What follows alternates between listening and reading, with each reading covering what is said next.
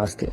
We have introduced the self-managed concept, the supporting literature reviews, and the theories surrounding the same. We have seen many academicians did excellent work in supporting and building this concept. So are the experiments and the implementation of self-managed teams. Companies believe this concept has been explored by founders and leadership who try to institute the same. The early experiments on the group control, self-regulation, and group decisions started by Strauss, Rice, Buchloh, and others from 1955 to 66 were taken forward by the academia who did research and collaborated with companies for the next 2 decades. There are many failures and few successes. These case studies are well studied and supported by literatures from academics. I have also exposed to implement in companies using TPM and TQM and then lean on research to make this a complete implementable project. We will see few case studies which has succeeded and some failed to understand the same. Southwest Airlines was started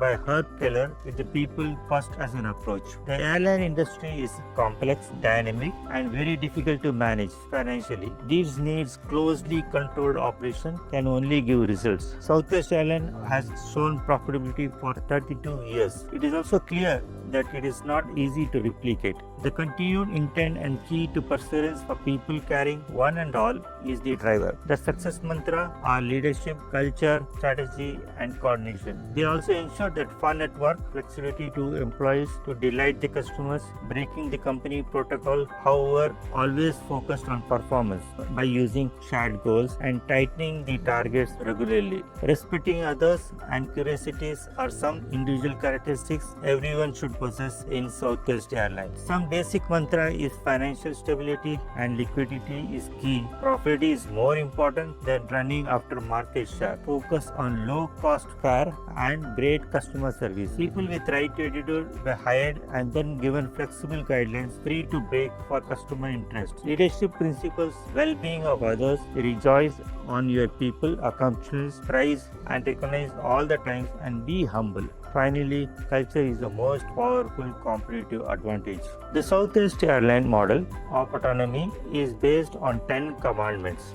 First, lead with credibility and caring. Kelleher has given the Southwest Airlines employees the sense of mission that connects to the individuals, values and aspiration. That sense of mission, if strong, will remain with the organization as a legacy. There are many cases where Mr. Kelleher will work along and enjoy with the operation team and never be in his office. People loved him and reciprocated to this organization. Second, investment in leadership. Donna Cornwell says the most influential leaders in our company, aside from the hub, are the frontline supervisors. He continues, while others airlines are cutting supervisors, we have supervisors are encouraged to support the team members, guide and give structure of trust and cohesion to people. It lends to the happy family atmosphere. Third, hire and train for rational competency. Hiring process is to find right people who best fit to the requirements for the job. Job requires both functional expertise and relative competency. The ability to interact with team members to pursue common goals. One more attribute considered is to will to learn and grow in the organization. It's difficult to get a job in Southwest Airlines. The hiring process is elaborate and many candidates are seen to select the one. The HR looks for the right attitude. Many employees have mother or father working along the sides and the complete family and the life is devoted to this organization. This is Southwest Airlines. In the next episode, we'll share the balance 7 commandments and share how Southwest Airlines is having the best metrics in the world and have double-digit CAGR growth for 3 decades. Now let's hear what Herb Kelleher to say about people. The business of business is people. Yesterday, today, and forever. And as among employees, shareholders, and customers, we decided that our internal customers, our employees, came first. The synergy, in our opinion, is simple. Honor, respect, care for, protect, and reward your employees, regardless of title or position. And in turn, they will treat each other and their external customers in a warm, in a caring, and in a hospitable way. This causes external customers to return, thus bringing joy to shareholders. We believe that our job is not only to provide a far more reliable service at far lower fares, but also to provide a spiritual infusion, an infusion of fun, warmth, hospitality, and diligent servanthood for both employees and our passengers. The intangibles of spirit, in our view, are more important than the tangibles of things. Why? First of all, it's a matter of morality and of ethics.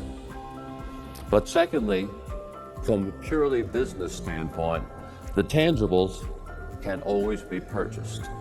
All airlines have airplanes. But the intangibles are far more difficult for competitors to replicate.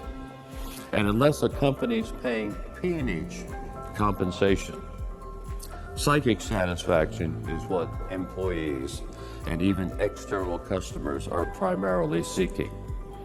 If anyone doubts the value of esprit de corps, I suggest a talk with the United States Marine Corps. Esprit gets things done well and fast. Communicate, communicate, communicate, and communicate, but not in corporate speak or bureaucraties, which is not only boring, but hardly understandable. Set up employee services and employee care departments, which are constantly in contact with employees who have any professional or personal problems. Show that you value your employees as individuals, not just as workers. Through word and by deed, join in their every personal exultation, such as the birth of a baby, and their every personal mishap and grief, such as the death of a relative. You always hear from us when anything important happens in your life. As a business becomes larger and more widespread geographically, establish culture committees. Establish culture committees in effect as missionaries to spread the word and keep the fire of culture burning. And constantly honor and constantly celebrate employees who display golden rule behavior inside or outside the work environment, because they're the role models for all of your people and how you want them to behave. Culture is admittedly difficult to define. I suppose in that respect, it's somewhat akin to the Supreme Court's definition of pornography. You know it when you see it, but it's kind of hard to define. And I ran into that when Diane von Furstenberg wrote me some years ago and said that she had flown on Southwest Airlines and that she really didn't like our ambiance. And I wrote back to her and said, I didn't know what ambiance meant. I was just damn glad to hear that we had one.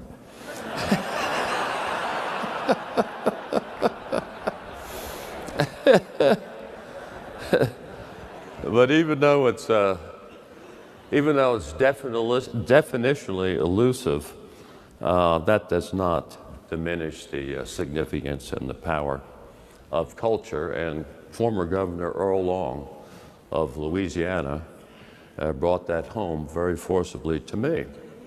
The doyen, one of the doyens of New Orleans society, wanted some money to establish a museum in New Orleans. And she called Governor Long and she said, Governor, you cannot have a world-class city unless you have a world-class museum. And he said, well, ma'am, I've been fighting this battle for you for the last day and a half with my staff. Said they wanted to spend the money on schools. I told them no. They wanted to spend the money on hospitals. I told them no. They wanted to spend the money on roads. I told them no. And he said, you know, when I finally prevailed, He said when I told him, look guys, if you ain't got culture, you ain't got shit. Jai Hind.